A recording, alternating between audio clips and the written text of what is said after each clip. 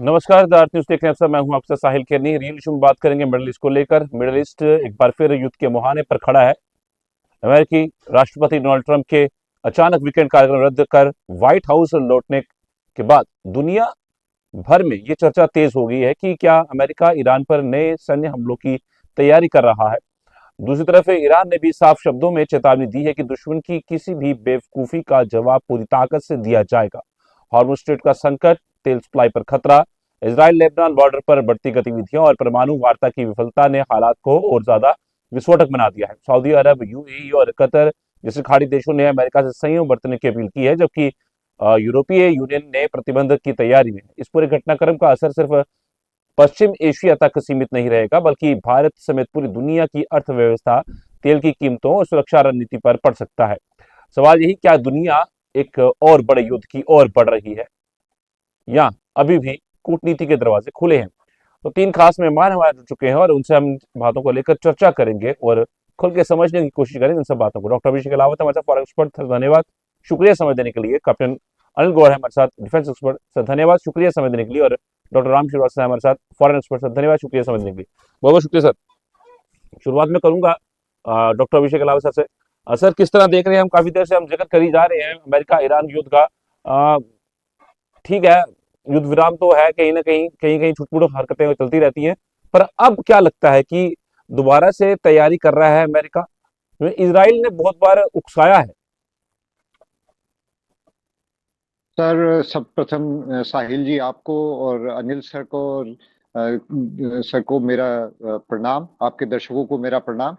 और ये जो हम स्थिति देख रहे हैं, ये इसका कारण केवल अमेरिका की तरफ से मिक्स सिग्नल्स जो भेज रहे हैं पिछले अगर हम 2-3 दिन के पीछे की जो अगर हम सारी न्यूज को फॉलो करें, ज्यादा पीछे जाने की जरूरत नहीं है। तो पाकिस्तान एक तरफ नेगोशिएट करने की कोशिश कर रहा है ईरानियंस के साथ, एक तरफ कतरी डेलीगेशन है वो नेगोशिएट करने की कोशिश कर रहा है। परंतु ईरान की तरफ से मैसेजेस ये आ रहे हैं कि Trump is demanding too much, जितना कि वो कंसेशन नहीं कर सकते हैं। तो अभी कुछ भी सिचुएशन क्लियर नहीं है, क्योंकि एक तरफ ट्रम्प साहब ये कहते हैं कि पीस डील कुछ ही घंटों में आ जाएगी, और एक तरफ ये कहते हैं कि हम पिछली बार से भी बड़ा हमला करने की तैयारी कर रहे हैं। तो मिक्स सिग्नल्स हैं अमेरिका की तरफ से, जिसकी वजह से अभी भी हॉर्मुज स्ट्रीट की वजह से पूरा यूरोपियन यूनियन इस समय सैंक्शन करने की प्लानिंग कर रहा है। यूरोपियन यूनियन बहुत परेशान है, वेस्ट एशिया बहुत बुरी तरीके से, हमारा मिडिल ईस्ट पूरी तरीके से इस युद्ध की चपेट में है ही। सऊदी, कतरीज, यूएई, इन सब के ऊपर बमबारी हो ही रही है। और जिस तरीके से ऑयल प्राइसेस स्काई रॉकेट कर गए हैं, तो उससे ये आज की तारीख में हिस्ट्री का अब तक का सबसे बड़ा ऑयल क्राइसिस हम फेस कर रहे हैं। और इससे पूरी दुनिया इफेक्ट हो रही है, केवल भारत नहीं, ऐसा कोई कंट्री नहीं बचा है जो इससे इफेक्ट से बचा रह गया हो। तो इस पे पीस के लिए सभी लोग कोशिश कर रहे हैं, पर the only problem which I see is the behaviour of Donald Trump. जी। ठीक है सर, करता रुक मैं कैप्टन अनिल गौर सरकार रुक करना चाहूंगा। सर, आप किस तरह से देख रहे हैं अब आने वाले समय के अंदर क्या कोई स्थायी हल निकलता हुआ नजर आएगा इस पूरे घटनाक्रम के ऊपर?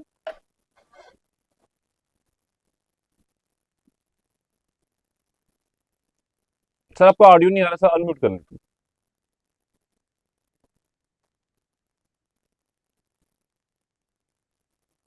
अब आ रही है आवाज? हाँ सर, आ रही है। अच्छा। तो नमस्कार आपको और सारे दर्शकों को और पैनलिस्ट को। ऐसा है, देखिए, प्रॉब्लम जो सबसे बड़ी है वो प्रॉब्लम ये है कि ईरान का जो एनरिच यूरेनियम है उसकी सबसे बड़ी प्रॉब्लम है। और यही चीज जो है, इसी के लिए देखिए ये सारा युद्ध, अगर आप पूरा बैकग्राउंड में जाएंगे, ये युद्ध शुरू इसीलिए हुआ था। इससे पहले कि जो अमेरिका ने स्टैंस लिया था वो भी इसीलिए लिया था। जो संधि हुई थी अमेरिका और ईरान के बीच में, उसको रद्द करने का भी वही रीजन था कि ईरान जो है यूरेनियम को एनरिच करे जा रहा था। हालांकि वो संधि में सिर्फ था कि 3.5% करना है उसके, पर वो अब 60% तक पहुंच गया। इसका मतलब वो क्लैंडस्टाइनली चल रहा था काम इसका, और इसलिए डोनाल्ड ट्रंप ने उसको रद्द किया। और आज भी डोनाल्ड ट्रंप उसी जगह खड़े हैं। वो कहते हैं कि भाई ये जो है एनरिच यूरेनियम जो है वो आपको वो देना ही पड़ेगा हर हालत के अंदर। और इसके अलावा जो आपका न्यूक्लियर प्रोग्राम है उसकी देखरेख भी करनी पड़ेगी, क्योंकि पूरी अंडर सुपरविजन होगी। वो ऐसे फ्री फॉल नहीं चलेगा जैसे पहले चल रहा था। तो ये दो बातें हैं जो सबसे बड़ी, जिसकी वजह से ये हॉर्मुज़ को बंद करने का, जो ईरान ने जो उधर अपने वो लगाया उसके ऊपर अपना एक वो कहते हैं ना वो जो टोल टैक्स लगाना शुरू कर दिया कि जी $2 मिलियन देगा जी हर शिप जो जाएगा यहाँ से। और ये सारी बातें उसके आगे चलती, क्योंकि ईरान काउंटर मेजर्स के चक्कर में। बट जब तक ये यूरेनियम जो है उसका ये वहां से नहीं निकलेगा, ये हॉर्मुज़ के अंदर ये जो संकट बना हुआ है दुनिया के अंदर, ये खत्म नहीं होने वाला। अमेरिका चाहे ग्राउंड अटैक करे ना करे, उसमें कोई उसको इतनी दिलचस्पी नहीं है। वो even without ground attack Iran के ऊपर इतनी बमबारी कर सकता है कि ईरान का पूरा नक्शा बदल दे, पूरा का पूरा। वो कोई उसमें वो नहीं है। इससे होगा क्या, जब तक देखिए ये जो अड़ियल नेचर है जो ईरान का, और वही सब सारी दुनिया को डरा रहा है। एक तरफ आपके पास नॉर्थ कोरिया का है वो किम जोंग, वो तो जी चलो एक और कहानी है। यहाँ पे सबसे बड़ा डर जो है वो यही डर है, इसको इसराइल को जो सबसे बड़ा डर है, और अमेरिका को भी, और बाकी जो जो खाड़ी के देश हैं उनको भी यही डर है कि अगर ये ईरान के पास एक इस्लामिक बॉम्ब बन गया तो सबसे पहले जो है वो इसराइल के ऊपर जाएगा, जिससे कि ये और सारी खाड़ी के देशों के ऊपर ईरान जो है अपनी धौंस जमा के बैठेगा। सबसे बड़ी प्रॉब्लम ये है। अब इसी के लिए जो है आप देखिए, अमेरिका ने अगर स्टेट ऑफ हॉर्मुज़ बंद किया है, वो इसीलिए बंद किया, उसकी वजह से अब सारी दुनिया को संकट में डाला हुआ है। अब सारी दुनिया करे तो करे क्या। दुनिया से ज्यादा संकट चीन है, क्योंकि चीन के अंदर तो आपने देखा उसका वेनेजुला से तेल भी है, वो भी उसने कब्जे में ले लिया अपना, और यहाँ से जो आ रहा था उसके अंदर भी उसके टैंकर बंद कर दिए। तो ये जो चीज है, ये ईरान के ऊपर प्रेशर डालना चाहिए मेरे हिसाब से चीन को और रशिया को, कि आप जो अपना न्यूक्लियर प्रोग्राम है उसको अबैंडन करें। पीसफुल अगर आप जो है आप कहते हैं कर रहे हैं, आप करें, अंडर सुपरविजन करें, ताकि दुनिया का जो एक डर बैठ गया हुआ है अब सारों के अंदर कि भाई अगर इसके पास इस्लामिक बॉम्ब ये बना लिया, जैसे 60% एनरिचमेंट तो होगी, तो अब 60 से उससे डर्टी बॉम्ब भी बन सकता है। जरूरी नहीं है कि एक एटम बॉम्ब, मतलब कि वो एक न्यूक्लियर बॉम्ब भी बने, वो डर्टी बॉम्ब भी बन सकता है। तो ये जो चीजें हैं ये ईरान को देखना पड़ेगा कि भाई, और ईरान, बार बार हम ईरान कहते हैं, मैं कहता हूँ ईरान नहीं है ये आईआरजीसी है, एक रेवोल्यूशनरी काउंसिल है जिसने कू करके जो उसने पूरी सत्ता संभाली थी। हम ईरान नहीं कह सकते। टोटल इंटरनेट बैन है, वहां पे लोगों के साथ क्या हो रहा है, क्या हो चल रहा है, कुछ नहीं खबर बाहर आ रही, क्योंकि इसने ऐसा बैन किया है, क्योंकि उसको पता है कि अगर ये इंटरनेट खोलेगा, आप देखेंगे किस हिसाब से विजुअल्स आएंगे। पहले भी पीछे कितने को 40,000 के करीब जो जिस हिसाब से इंटरनेट के ऊपर आई है खबरें ईरान के बीच में से, कि 40,000 से ज्यादा लोग जो है वो मौत के घाट उतार दिया आईआरजीसी ने। तो ये चीज है, और इसीलिए आईआरजीसी को अपना अड़ियल नेचर छोड़ना पड़ेगा। नहीं छोड़ेंगे तो मेरे को लगता है आने वाले दिन फिर बहुत खराब होने वाले हैं, क्योंकि फिर अमेरिका जो है ग्राउंड ट्रूप भेजे ना भेजे, पर एरियल बम्बार्डमेंट शुरू हो जाएगी उसकी, और वो फिर उसके लिए बहुत मुश्किल हो जाएगा। ठीक है सर, मतलब हम ये सोचेंगे आने वाले समय के अंदर कुछ मेजर डेवलपमेंट्स जो है वो हो सकते हैं और ये खतरनाक हो सकता है वैश्विक स्तर के ऊपर भी। बिल्कुल, बिल्कुल। ये इसीलिए जो है अभी वो मुनीर साहब ने जाना था वहां पे, पहुंचे हुए सर। वो एक लेके, वो अभी गए नहीं क्योंकि उनकी पोस्टपोन होगी वो विजिट। देखते हैं क्या होता है आगे अब। ठीक। रुक करूंगा मैं डॉक्टर राम श्रीवास्तव सर का। सर आप किस तरह से देख रहे हैं अब आने वाला समय, और जिस तरह से हमने देखे कि काफी दौरे रहे हैं ईरान चाइना में, खुद ट्रम्प पहुंचे, उसके बाद व्लादिमीर पुतिन भी पहुंचे, तो इन सब चीजों को जोड़ के किस तरह से देखते हैं, और वैश्विक स्तर पर ऊपर जिस तरह से असर पड़ रहा है, तो आने वाला समय जो है अगर सुधरा नहीं तो कितना खतरनाक जो है वो साबित होगा। मैं तो आशावादी आदमी हूँ, विश्वास करता हूँ आगे आने वाला समय अमन और चैन का होगा। और ये जो कुछ हो रहा है, ये उठापटक जो चल रही है राजनीतिक कूटनीतिक, इसका अपना स्थान है, लेकिन ये मानकर चलिए कि भविष्य जो है इतना अंधकारमय नहीं है जितना हम डर रहे हैं, सोच रहे हैं। निश्चित रूप से दुनिया के सभी लोग त्रस्त हैं। ट्रम्प का जो बिहेवियर है थोड़ा इरेगुलर है, इररिलेवेंट है, और एक बड़े पॉलिटिशियन को, स्टेटमेंट को इस तरह का बिहेव नहीं करना चाहिए, दुनिया के सभी लोग कहते हैं। लेकिन अभी जो वहाँ न्यूयॉर्क टाइम्स ने खबर दी है उसके हिसाब से एक आतंकवादी ईरान का जो था, IRGC का कमांडर, जिसने कि इवाना ट्रम्प को मारने का जिम्मा लिया था, उसने काफी यानी एक्टिविटीज की थी, उसको पकड़ लिया गया है और तुर्की से गिरफ्तार करके उसको ले आए हैं। तब से ट्रम्प थोड़ा ज्यादा परेशान से दिख रहे हैं और उनको ये लग रहा है कि अब भविष्य में, अभी तो प्रेसिडेंट है इसलिए उनकी सुरक्षा की ठीक व्यवस्था है, लेकिन इसके बाद क्या होगा, उनके बच्चों का क्या होगा। लेकिन जहां तक अमेरिका का सवाल है, अमेरिका में ट्रम्प के विरुद्ध आवाजें बहुत तेजी से उठ रही हैं। सबसे बड़ी आवाजें तो ये उठ रही हैं कि उन्होंने जिस तरह से टैरिफ बम फोड़ा था और अब ईरान पर कभी हमला करने का बोल देते हैं, स्टॉक मार्केट गिर जाता है, फिर जो है ग्रेस पीरियड बढ़ा देते हैं, स्टॉक मार्केट उठ जाता है। इस उतार चढ़ाव में अगर वाशिंगटन पोस्ट की रिपोर्ट सही मानी जाए तो ट्रम्प के परिवार को $900 मिलियन का बेनिफिट अकेले इस शेयर मार्केट से हुआ है। निश्चित रूप से इसमें जो उनका व्यक्तिगत रुचि भी, व्यापारिक रुचि भी शामिल है। यही एक कारण है कि अमेरिका के विरुद्ध आज नाटो के देश हो रहे हैं। मना कर दिया था, हाँ, जर्मनी ने भी अपनी परेशानियां बताई थी, इटली तो मुंह तोड़ जवाब दे दिया था। लेकिन अंतरराष्ट्रीय गतिविधि जिस ढंग से चल रही है, चीन के पास स्वयं ट्रम्प आए, खाली हाथ लौटे, पुतिन आए और उन्होंने भी अपना स्टेटमेंट जो दिया वो बड़ा क्लियर कट दे दिया है। इससे ये पता लग, इस पूरे एपिसोड में सबसे ज्यादा फायदा रूस को हो रहा है। उसका सस्ता तेल अब महंगी दामों पे बिक रहा है। परेशान कौन हो रहा है? हम और आप हो रहे हैं और दुनिया के छोटे छोटे देश हो रहे हैं। अब सभी देश मिलकर ट्रम्प पर दबाव डाल रहे हैं कि इसका कोई ना कोई हल निकालें।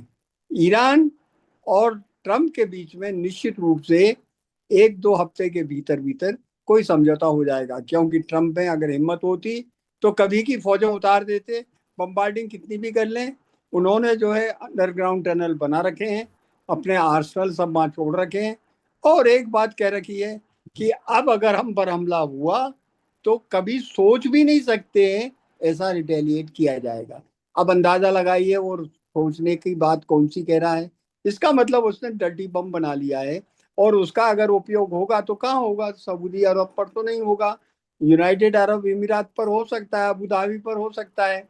लेकिन अभी जो अबू धाबी के पावर हाउस पर जो आपका एटॉमिक एनर्जी से चलने वाला पावर प्लांट है, उसके पास जो ड्रोन हमला हुआ, कहा जाता था ईरान ने किया, ईरान की तरफ से वो नहीं आया। अब इस बात की पुष्टि हो गई है वो इराक की तरफ से आया। माने अब एक नया उसने प्रॉक्सी दल बना लिया है, इराक में एक्टिवेट है वो। और निश्चित रूप से अभी तक हिजबुल्ला था, हमास था, अब जो है इराक में उसने जो आतंकवादी संगठन खड़ा किया है, ये केवल केवल अरेबिक देशों के लिए खतरा नहीं है, इससे न केवल अमेरिका को खतरा है, इससे पूरी दुनिया की आर्थिक व्यवस्था को चरमराने का प्रयास है। तो निश्चित रूप से सभी देशों को राजनीतिक स्तर पर दबाव डालकर इराक को और ईरान को, इराक तो वैसे ही इस समय बिल्कुल दबी हुई चिड़िया कहना चाहिए, वहाँ जन सामान्य की क्या स्थिति है नोबडी नोस। वहाँ तो सद्दाम हुसैन के बाद प्रगति पूरी रुक गई है, अभी तो उसके बारे में ज्यादा कोई जानकारी भी नहीं है। लेकिन ईरान के बारे में भी जानकारी नहीं है, क्योंकि वहाँ इंटरनेट सेवाएं बंद है। कहने के लिए तो उस देश के सभी नागरिक देश की रक्षा के लिए तैयार हैं, लेकिन अब वहाँ हथियारों की ट्रेनिंग दी जा रही है नागरिकों को।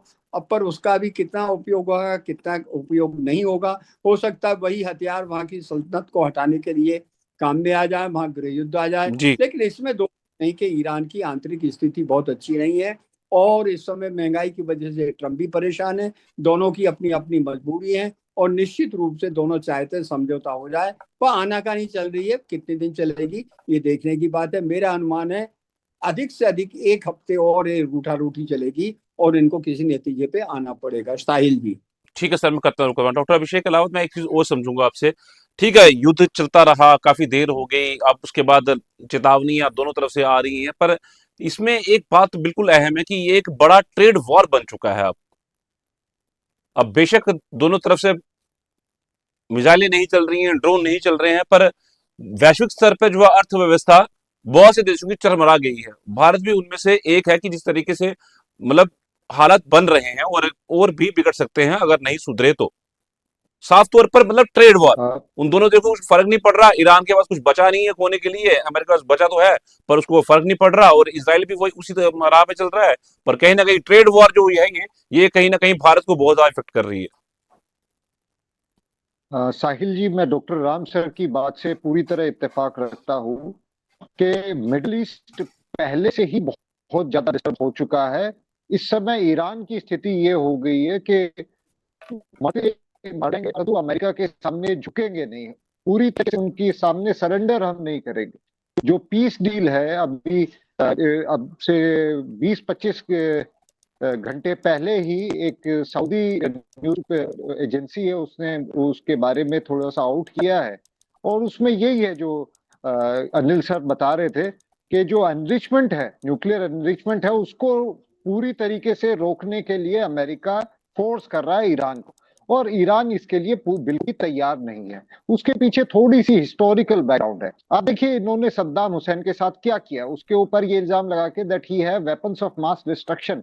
और उसके बाद जो इराक का हाल आज है, वो जो इराक सद्दाम हुसैन के समय था वो आज के समय से मैं कहूंगा कि 100 गुना बेहतर था। ऐसे Myanmar Gaddafi, the first Arab leader, जिसने खुद से ये कह दिया था कि Libya will never go for nuclear weapons, अपना पूरा न्यूक्लियर एम्बिशंस उन्होंने जो है बंद कर दिए थे। और उसके बाद जिस तरीके से उनके ऊपर नेटो फोर्सेस ने, उसमें तो फ्रांस भी था अपने उसके ऊपर गोले बम बरसाने के लिए, तो जिस तरीके से लीबिया के साथ म्यांमार गद्दाफी के साथ हुआ, तो कहीं ना कहीं आईआरजीसी के दिल में ये डर बैठा हुआ है कि इफ वी सरेंडर्ड, अपना न्यूक्लियर एम्बिशन उन्होंने पूरी तरह सरेंडर कर दिया, तो हमारे ऊपर भी इस तरीके का अटैक हो सकता है कि पूरी तरीके से रिजीम चेंज कर दिया जाए।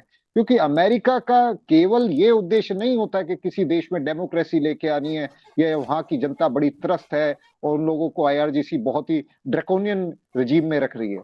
अमेरिका के इससे अलग और ज्यादा मामले होते हैं जो उसके दिमाग में चलते रहते हैं, जैसे कि ईरानियन ऑयल के ऊपर उसकी बहुत तिरछी नजर है। इस दुनिया में जब से ऑयल, पेट्रो डॉलर और ऑयल का ये जो गठबंधन दुनिया में हुआ है, डॉलर की जो बैकबोन है वो ऑयल की सप्लाई ही है, आप समझ लीजिए। और ऑयल के ऊपर जितना ज्यादा अमेरिका का कंट्रोल रहेगा उतना ही स्ट्रॉन्ग अमेरिका का डॉलर रहेगा, और जितना मजबूत अमेरिका का डॉलर रहेगा उतना ही शक्तिशाली और महाशक्ति अमेरिका हमेशा हमेशा के लिए बना रहेगा।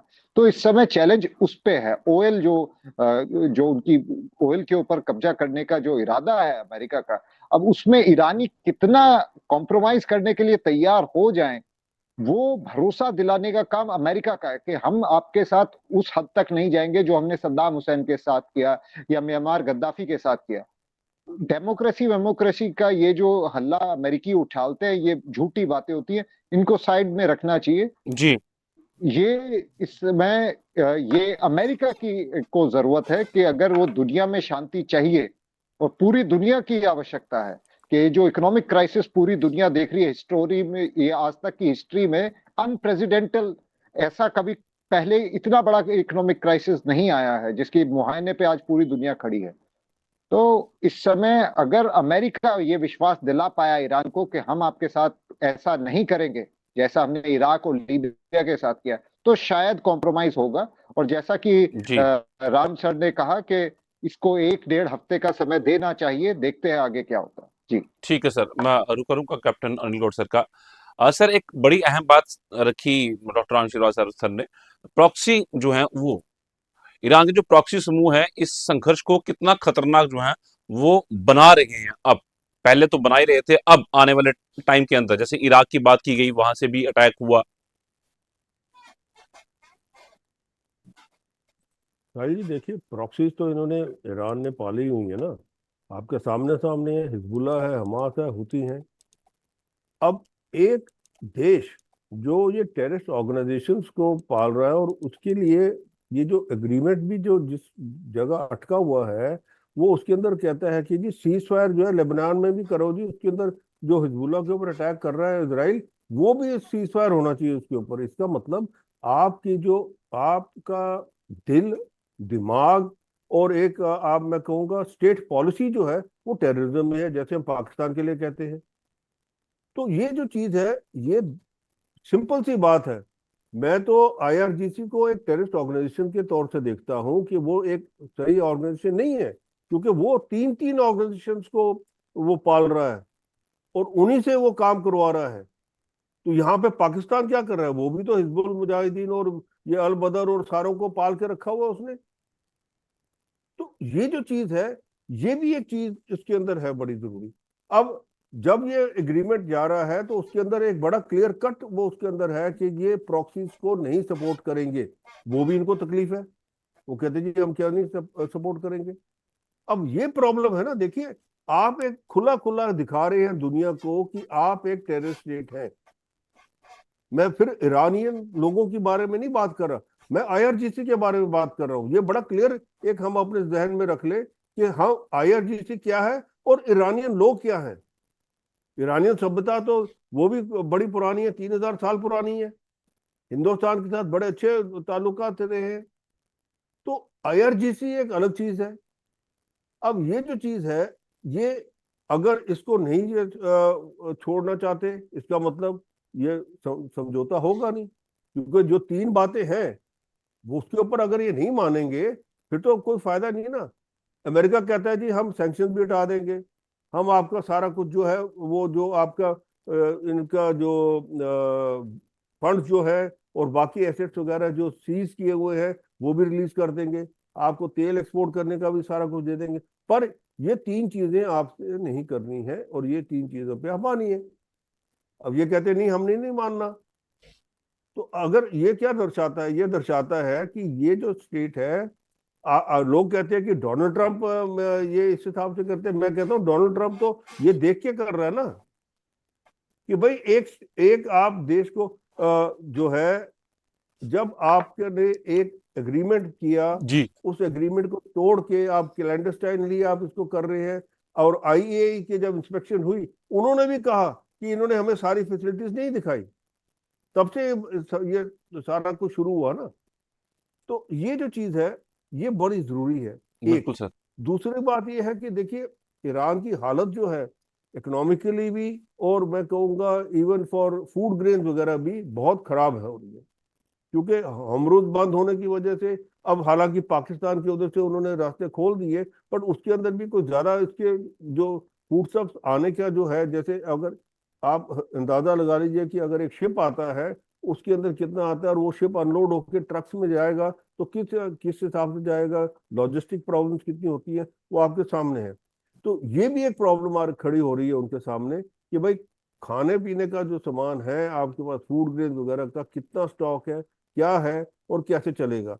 अब इंटरनेट बैन होने की वजह से किसी को कुछ पता नहीं लग रहा कि क्या हो रहा है वहां पे, कि क्या हालत है लोगों की। तो वो तो जब उठेगा तभी पता लगेगा। तो ये चीज है कि मेरे हिसाब से ईरान को जो है ये बड़ा क्लियर कट एक मैसेज है कि आप ये तीन चीजें छोड़ दें और बाकी जो गारंटीज हैं वो सारी देने को तैयार है अमेरिका। और अगर वो नहीं मानते जी तो मेरे को लगता नहीं है कि फिर आगे सर्वाइवल जो है। अब आप कहेंगे कि जी ईरान का सर्वाइवल कैसे रहेगा, ईरान का नहीं आईआरजीसी का सर्वाइवल वो मुश्किल है आगे। मेरे को लगता है कि जैसे ये अभी ठीक। राम जी बता रहे थे कि जी वो उनको जो है अपने सिविलियन पॉपुलेशन को भी हथियार दे रहे हैं, तो हो सकता है वही हथियार इनके खिलाफ इस्तेमाल होंगे, तो फिर क्या होगा, ये चीज है। जी ठीक। रुकूंगा मैं डॉक्टर राम श्रीवास्तव सर का। सर अब भारत की बात करते हैं। सर भारत को किस तरह देखते हैं आप इस पूरी स्थिति के अंदर, और जो भारत के अंदर आने वाले समय के अंदर ऊर्जा सुरक्षा को लेकर का एक बड़ा संकट जो है वो आता हुआ नजर आ रहा है। देखिए, निश्चित रूप से संकट चूंकि पूरी दुनिया में है, हम दुनिया से अलग नहीं है, इसलिए हमको तो संकट का आहट जो है काफी पहले थी।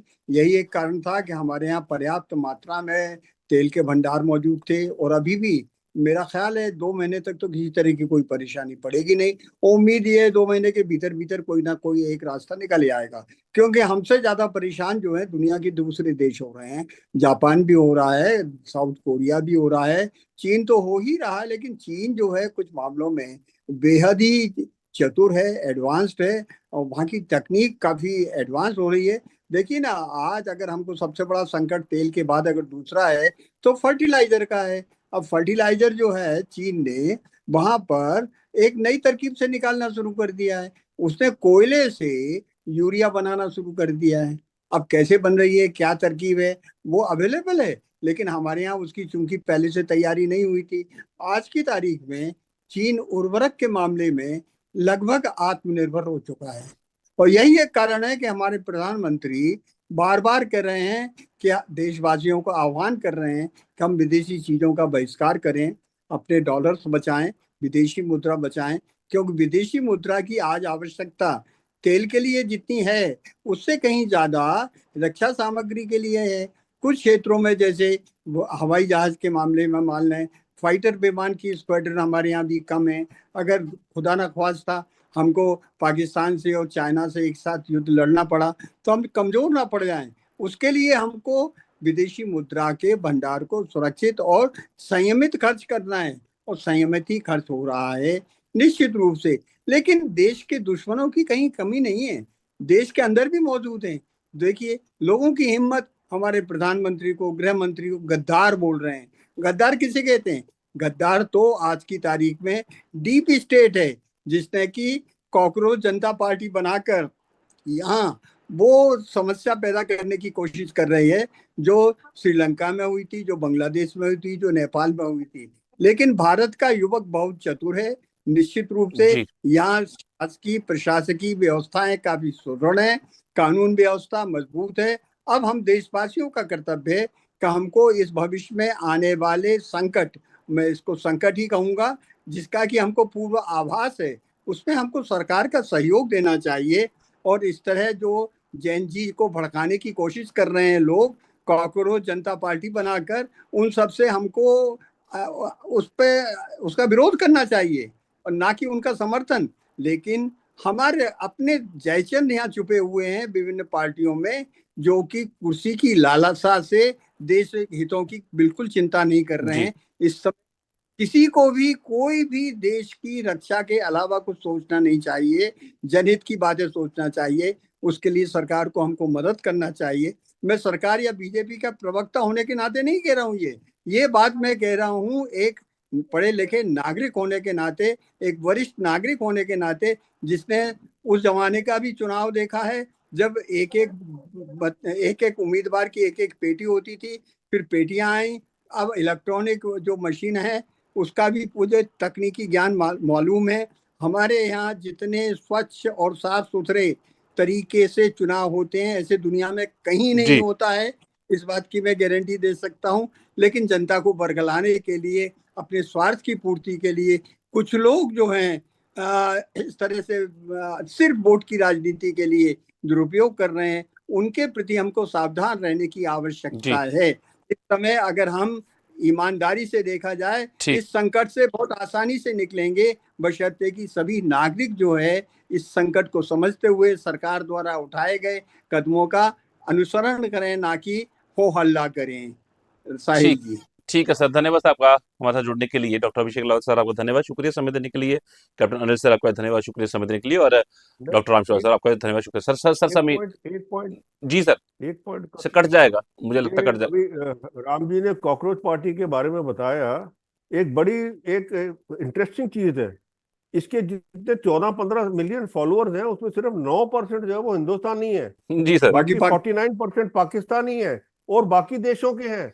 तो इसका मतलब ये जो पार्टी है ये वो पार्टी नहीं है जो हम सोच रहे हैं कि हो जी ये जेनजी खड़ा हो गया हिंदुस्तान का। जेनजी नहीं खड़ा हुआ, ये जॉर्ज सोरोस और उसके जो है जो आप जो बाकी जो देश को तोड़ने प्रोपोगेंडा वाली वॉरफेयर है, ताकतें हैं, ये उसकी पार्टी है। बिल्कुल सही ये बोला आप। प्रोपोगेंडा वॉरफेयर है हमारे खिलाफ सर।